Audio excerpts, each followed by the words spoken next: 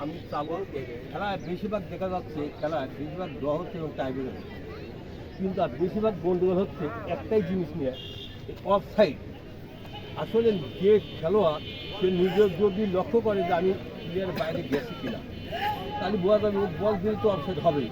দেখা যায় অফসাইড দাঁড়া আছে, তারপরে না না আমি অফসাইড নাই, আমি দাঁড়া আছি।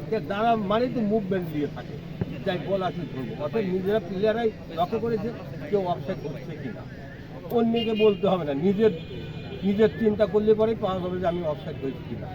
আমি আর বেশি কিছু বলবো না, সময়ও কম, আমি খেলা উদ্বোধন বল দে। সবাই বেড়ে যায়।